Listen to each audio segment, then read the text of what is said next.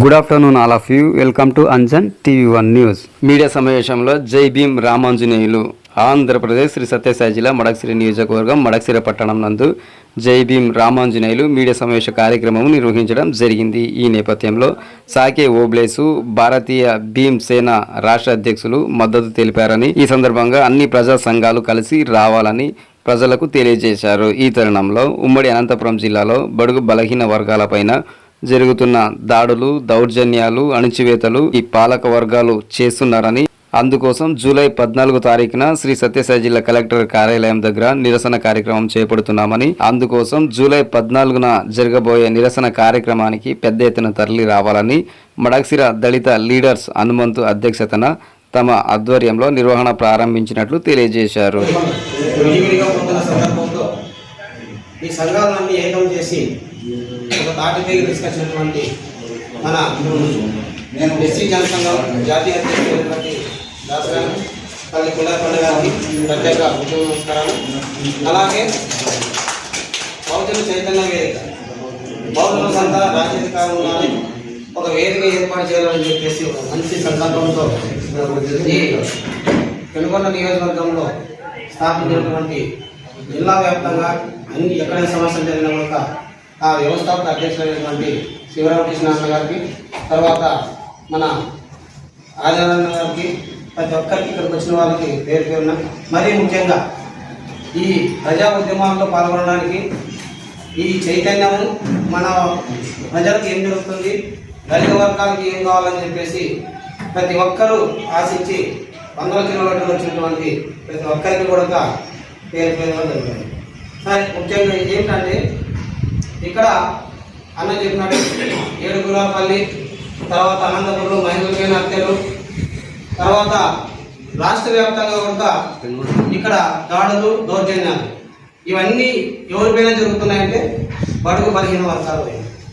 ఈ బడుగు బలహీన వర్గాలు ఎందుకు పక్క చిక్కిపోయినామంటే ఈ వర్ణ వ్యవస్థలో, ఈ మనవాద సిద్ధాంతంలో బ్రాహ్మణ వ్యవస్థ 4 వర్ణాలుగా విభజించినప్పుడు, బ్రాహ్మణ, క్షత్రియ, వైశ్య, శూద్రులుగా విభజించినప్పుడు అతిశూద్రులుగా ఈ ఎస్సీ, ఎస్టీ, బీసీ మైనార్టీని, ముఖ్యంగా ఎస్సీలని, ఎస్టీలని ఊరు పెట్టి శివరి పేరు పెట్టాలి. ఈ క్రమంలో మన దేవుడు పూజ్యులైనటువంటి డాక్టర్ బాబాసాహెబ్ అంబేద్కర్ గారు రాజ్యాంగాన్ని రచించి ఆయన విదేశాలకు వెళ్ళి ఎన్నెన్నో గొప్ప సభలు జరిగి ఈ భారతదేశానికి ఒక గొప్ప రచన రాజ్యాంగం ద్వారా ఈ రాజ్యాంగం ద్వారా ప్రతి ఒక్కరికి హక్కులు వచ్చాయి. ఈ రాజ్యాంగం ద్వారా ప్రతి ఒక్కరికి రిజర్వేషన్ వచ్చాయి. ఈ రాజ్యాంగం ద్వారా ప్రతి చోట మనము ఉద్యమిస్తున్నాము, ప్రశ్నిస్తున్నాము. కానీ చివరికి ఈ రాజ్యాంగాన్ని కూడా చూట్లు పొడిసి ఇక్కడ ఉన్నటువంటి కష్టందారి వ్యవస్థ చొరబడి ఆ రాజ్యాంగాన్ని కూడా అతిపద్ధతిగా తయారు చేసి ఇప్పుడు లాస్ట్కి ఓట్ల రూపంలో ఓటు బ్యాంకుగా ఈ ఎస్సీ, ఎస్టీ, బీసీలు వాడుకుంటూ, తర్వాత ఈ ఎస్సీ, ఎస్టీ, బీసీల పైన అధికారం వచ్చిన తర్వాత ఈ అణగారిన వర్గాల పైన దాడులు చేయడం మొదలుపెట్టారు.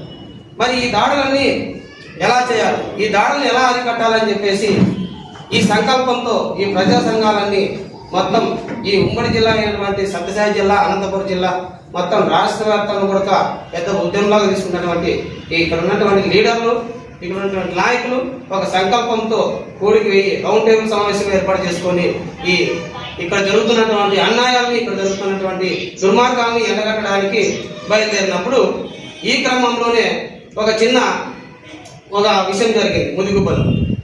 ముదిగుబ్బలో ఎంపీపీ అయినటువంటి ఆదినారాయణ యాదవ్ గారు ఆయన స్థాయి కొద్దీ చిన్నగా ఎంపీపీ నుంచి గ్రామ స్థాయి నుంచి వర్క్ చేసుకుంటూ బడుగు బలహీన వర్గాల పక్క నిలబడి ఆయన ఏదో రాజకీయం చేసుకుంటూ వెళ్తున్నారు.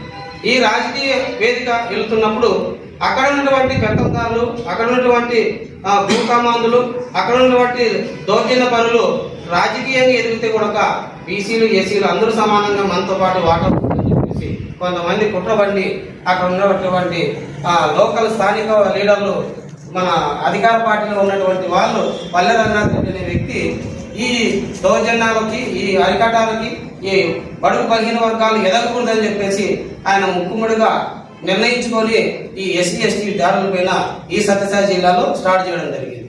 మరి ఇవన్నీ ఇలాగే వదిలేసుకుంటూ పోతే ఈ రోజు బీసీ బిడ్డ, రేపు ఎస్సీలు మన పెరియారు లేనటువంటి గాను మాట అనేవారు. ఎప్పుడైనా కానీ భారతదేశానికి వాళ్ళకి యుద్ధం వస్తే కూడా భారతదేశం గెలవాలని కోరుకున్నారు. పక్క రాష్ట్రానికి మన రాష్ట్రానికి ఏదైనా జరిగితే ఆ పక్క రాష్ట్రమే గెలవాలని కోరుకున్నారు. కానీ ఒక జాతిలో అది రెండు కులాల మధ్యలో 1000 కులం వాళ్ళు ఎవరైనా పెత్తనం చేయాలని చూస్తే కింద కులం వైపు ఉండేవాళ్ళు. అది ఈ మహనీయ సిద్ధాంతాల్లో కూడినటువంటి ఇక్కడ ఉన్నటువంటి దళిత లీడర్లు ఆ ఆదర్శం తీసుకొని ఎవరైతే బలవంతులు ఉన్నారో, ఎవరైతే కొండశిలులుగా ఉన్నారో, ఎవరైతే ఈ రాజ్యాన్ని అంతా భ్రష్టు పట్టిస్తున్నారో వాళ్ళని గమనించి ఈ అణగాన వర్గాలంతా కలిసి ఒక బలహీనుల పక్క నిలబడుకొని బలహీనుల పక్క ఎస్సీల పైన అయితేనేమి, ఎస్టీల పైన అయితేనేమి, ఆడపిల్లల అయితేనేమి వీళ్ళందరూ నిలబడి వాదించడానికి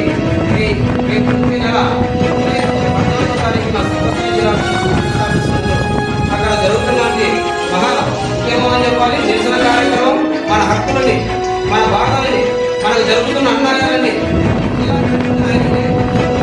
ఈ జిల్లా కలెక్టర్గా ఏం చేయాలనుకున్నాడు ప్రజలకి, ఈ జిల్లా ఎస్పీ గారు ఏ విధంగా మనకి అండగా ఉంటున్నారు, ఇవన్నీ ప్రశ్నించడానికి ప్రజలు 18వ తారీఖున చలో కలెక్టరేట్ ప్రోగ్రాం ఈ ప్రోగ్రాంకి మరి ముఖ్యంగా ఏంటంటే బడుగు బలహీన వర్గాలకి ఈ వీడియోలో రాజ్యాధికారం వాళ్ళకి మాత్రమే ఇక్కడ రక్షణ ఉంటుంది. రాజ్యాధికారం పొలాలు తినే వాళ్ళకి మాత్రమే ఇక్కడ ఇది ఉంది. అధికారంలో లేనప్పుడు మనం పక్క చిక్కిపోయినప్పుడు కేవలం మన ఓటు బ్యాగును వాడుకొని అధికారంలోకి వస్తున్నటువంటి ఇలాంటి వారికి బుద్ధి చెప్పాలంటే ప్రతి ఒక్కరిని సంఘటితం కావాలా, ప్రతి ఒక్కరిని ఏకం కావాలా. ఇక్కడ కులాలు వద్దు, మతాలు వద్దు, విభేదాలు వద్దు.